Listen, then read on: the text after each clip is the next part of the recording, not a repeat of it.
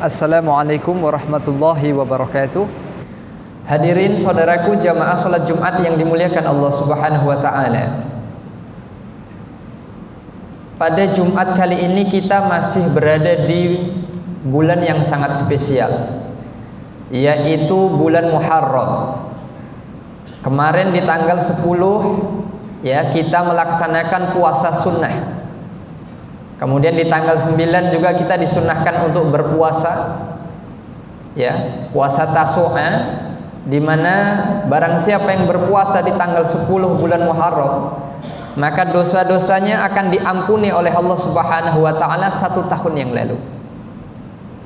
Kemudian kalau kita lihat, kemudian kita baca dari beberapa literatur keislaman, maka para ahli sejarah mengatakan di bulan Muharram ini banyak sekali peristiwa-peristiwa yang terjadi, yang dialami oleh nabi-nabi, yang dialami oleh rasul-rasul terdahulu. Di antaranya pada bulan Muharram taubatnya Nabi Adam alaihissalam diterima oleh Allah Subhanahu wa taala.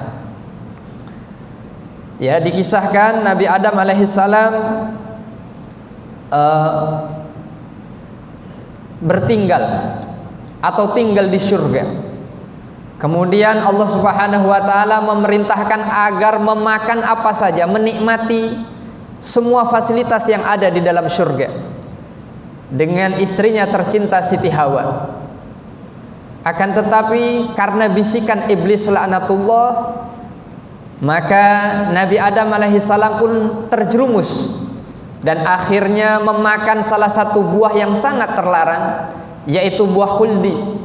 Singkat cerita, begitu Nabi Adam dan istrinya mengkonsumsi buah khuldi, maka pakaian Nabi Adam yang terbuat dari sutra pun lepas, dan Nabi Adam alaihissalam pun dilemparkan ke bumi. Kenapa? Karena Nabi Adam berbuat dosa kepada Allah Subhanahu wa taala, yaitu memakan buah khuldi.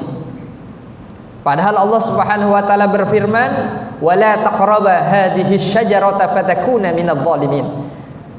Adam, jangan kamu mendekati buah ini, Adam. Kalau kamu mendekati buah ini artinya memakan sampai memakannya, maka kamu akan menjadi orang yang zalim, akan menjadi orang yang berbuat dosa.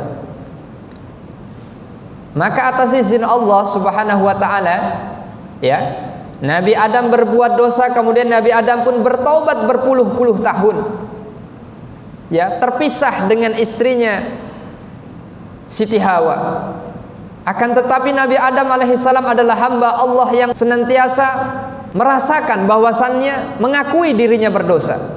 Maka Nabi Adam alaihissalam pun berdoa dengan doa, qala rabbana zalamna anfusana wa illam taghfir lana wa tarhamna lanakunanna minal khasirin. Ya Allah, sesungguhnya kami ini adalah orang yang zalim, maka ampunilah kami ya Allah. Seandainya Engkau tidak mengampuni kami, sesungguhnya kami ini adalah orang-orang yang merugi. Maka berpuluh-puluh tahun Nabi Adam alaihissalam pun berdoa, bermunajat kepada Allah. Maka atas izin Allah Subhanahu wa taala, taubat Nabi Adam pun diterima. Para sejarah mengatakan tepatnya di bulan Muharram, yakni bulan yang spesial saat ini.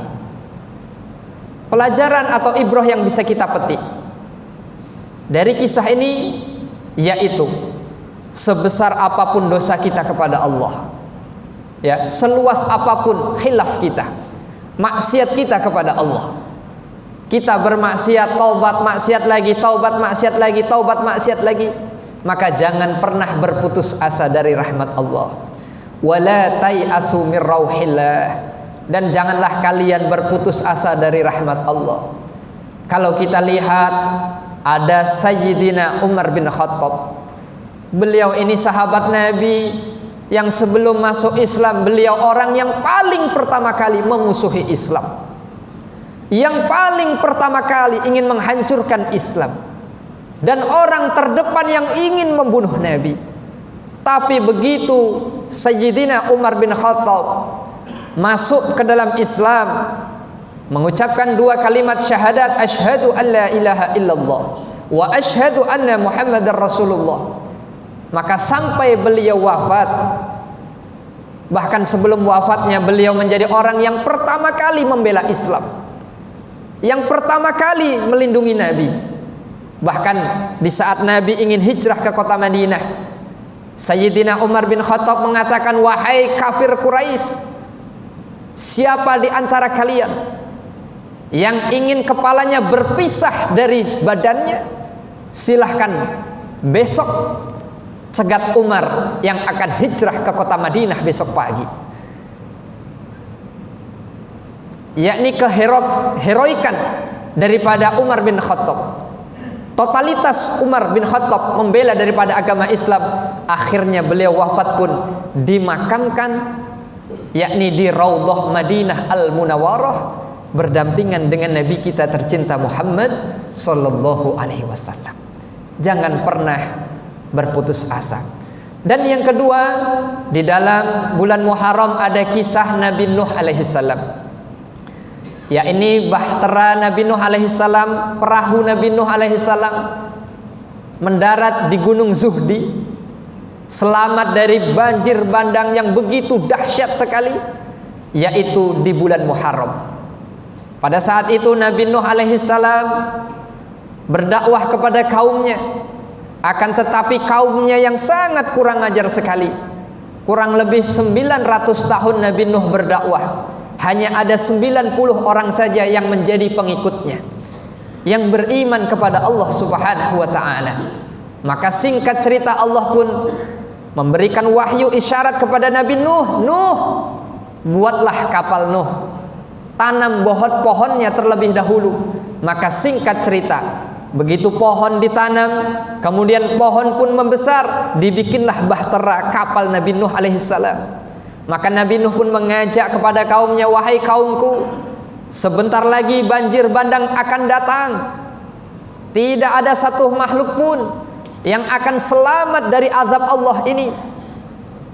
Maka singkat cerita, beberapa kaumnya pun mengikuti Nabi Nuh, ikut naik ke kapal Nabi Nuh.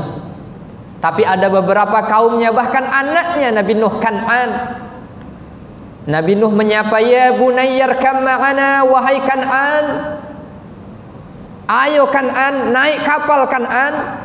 Sebentar lagi banjir bandang akan tiba. Tidak ada satu makhluk Allah pun yang akan selamat dari musibah ini, Kan'an.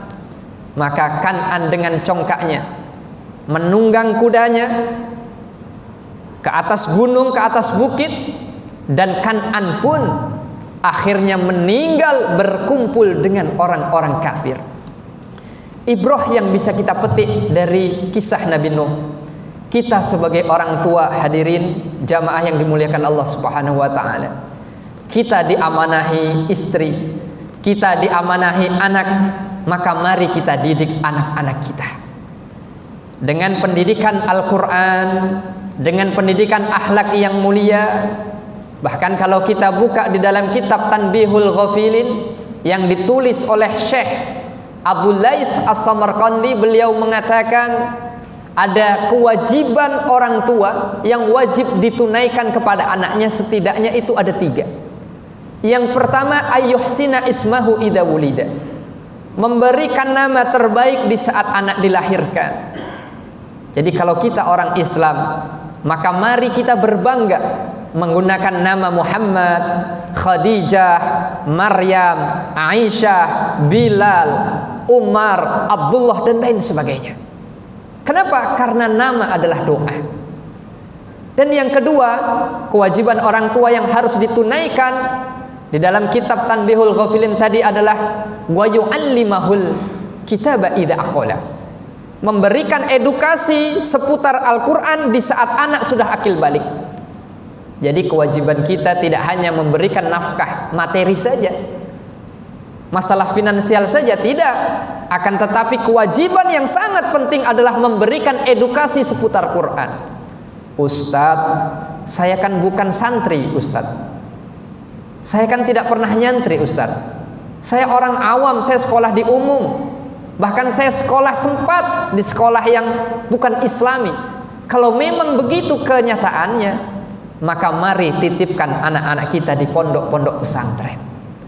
di ma'had-ma'had agar mereka memahami ilmu agama, agar mereka nanti menjadi investasi yang sangat berharga bagi kita. Bahkan ada beberapa kisah di mana orang yang hartanya begitu banyak sekali, di akhir kehidupannya dia pun menyesal. Kenapa? Karena tidak memiliki anak yang soleh dan soleha. Nah, saudaraku yang dimuliakan Allah Subhanahu wa taala, mari kita didik anak kita untuk menjadi ahlul Quran. Kita ajarkan Al-Quran. Bahkan Nabi mengatakan, innallaha yarfa'u bihadzal kitabi aqwaman wa yadh'u bihi akharin. Sesungguhnya Allah akan mengangkat derajat harkat manusia atau golongan itu dengan Al-Quran. Dan Allah juga akan merendahkan manusia itu juga dengan Al-Quran. Siapa yang akan dimuliakan Allah? Yakni orang-orang yang senantiasa berinteraksi dengan Al-Quran. Kalau di tengah kesibukan kita membaca Quran. Kalau di tengah hiruk pikuknya aktivitas kita senantiasa membaca Quran, maka Allah pun akan memuliakan kita di dunia dan di akhirat. Amin. Amin ya Allah ya Rabbal Alamin. Dan yang terakhir, ada kisah Nabi Musa alaihissalam. Yakni Nabi Musa alaihissalam diselamatkan dari kejaran Fir'aun juga di bulan suci Muharram, di mana Nabi Musa alaihissalam beserta kaumnya yang menyembah Allah Subhanahu wa taala menghadapi raja yang sangat zalim, yakni Fir'aun, yang didampingi oleh Haman sekaligus Qarun, politisi-politisi yang berhati busuk, pengusaha yang sangat kikir sekali. Maka pada saat itulah Fir'aun menindas kaumnya Bani Israel, membunuh, menyiksa, berbuat sewenang-wenang kepada Bani Israel. Singkat cerita, Allah Subhanahu wa taala pun mengutus daripada Nabi Musa alaihissalam. Dan pada saat itulah, singkat cerita, Nabi Musa alaihissalam pun dikejar-kejar oleh Fir'aun dengan bala tentaranya, dengan pasukan kudanya yang lengkap dengan anak panahnya, yang lengkap dengan pedangnya yang begitu tajam, yang lengkap dengan tombaknya yang begitu runcing. Akan tetapi Nabi Musa alaihissalam begitu sampai di Laut Merah, maka Allah pun memberikan mukjizat kepada Nabi Musa. Wahai Musa, lemparkanlah tongkatmu. Singkat cerita, tongkat Nabi Musa pun dilempar. Maka saat itulah pengikut Nabi Musa pun menyeberang di Laut Merah. Begitu sampai di tepi, maka Fir'aun pun mengejar dengan bala tentaranya. Dan begitu sampai di tengah-tengah lautan, Fir'aun pun ditenggelamkan oleh Allah Subhanahu wa taala. Dan peristiwa ini terjadi juga di bulan Muharram. Saudaraku yang dimuliakan Allah Subhanahu wa taala, dan yang terakhir, ada beberapa amalan penting yang harus kita lakukan di bulan suci Muharram. Terutama kita lagi menghadapi Covid-19. Maka kalau kita buka di dalam kitab Nawadir, salah satu kitab yang dipelajari oleh santri-santri salaf di pondok pesantren, maka setidaknya amalan yang harus kita amalkan adalah berzikir kepada Allah Subhanahu wa taala. Maka di waktu pagi setelah sholat subuh, sebelum kita melangkahkan kaki kita ke tempat kerja kita, ke kantor kita, maka Nabi mengajarkan membaca zikir pagi, yakni membaca ayat kursi 1 kali, Kulhu 3 kali, Al-Falaq 3 kali, An-Nas 3 kali. Kemudian nanti ada kalimat Bismillahilladzi la yadurru ma'asmihi syai'un fil ardi wala fis sama'i wa huwas sami'ul alim, dibaca 3 kali.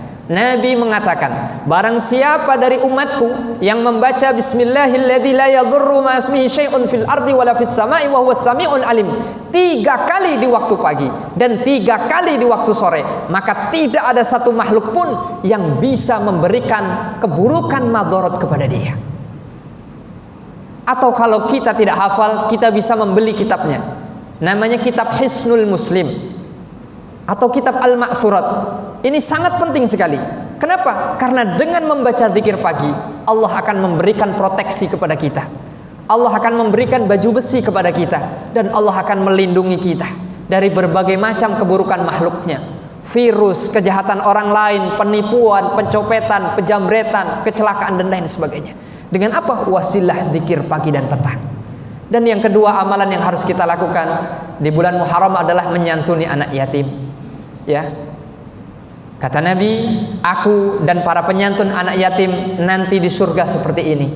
Artinya, kalau kita diberikan rizki yang longgar, rizki yang banyak, mari kita sisihkan sebagian dari rizki kita untuk menyantuni anak yatim, untuk menyekolahkan mereka, untuk membantu pondok pesantren dan lain sebagainya. Agar apa? Agar harta kita berkah dan agar kita semua senantiasa mendapatkan cinta dari Allah Subhanahu wa taala. Amin. Amin ya Allah ya rabbal alamin. Dan yang terakhir, amalan yang harus kita lakukan setelah menyantuni anak yatim adalah bersedekah. Ya, as-shadaqatu taruddul bala wa tutawwilul umur. Kata Imam Nawawi di dalam kitabnya Tanqihul Qaul atau di dalam kitabnya Lubabul Hadis, beliau mengatakan atau mencantumkan sebuah hadis, sedekah itu ya taruddul bala wa tutawwilul umur. Sedekah itu akan menjauhkan kita dari bala dan memanjangkan umur. Jadi barang siapa yang ingin diberikan keberkahan hidupnya, dijauhkan dari penyakit yang macam-macam, penyakit liver lah, jantung, kolesterol dan lain sebagainya, perbanyaklah bersedekah. Dan yang terakhir, wa tutawwilul umur. Sedekah akan memanjangkan umur. Banyak kisah-kisah para salafus solih yang beliau bersedekah, subhanallah, usianya Allah panjangkan dan subhanallah, hartanya Allah berikan keberkahan dan bahkan bertambah dan bertambah. Mudah-mudahan sedikit khutbah yang saya sampaikan ini bermanfaat bagi diri saya pribadi dan umumnya bagi kita semua. Amin. Amin ya Allah ya rabbal alamin. Barakallahu wa lakum fil Qur'anil azim wa nafa'ani wa iyyakum bima fihi minal ayati wa dzikril hakim wa taqabbala minni wa minkum tilawatahu innahu huwal ghafurur rahim.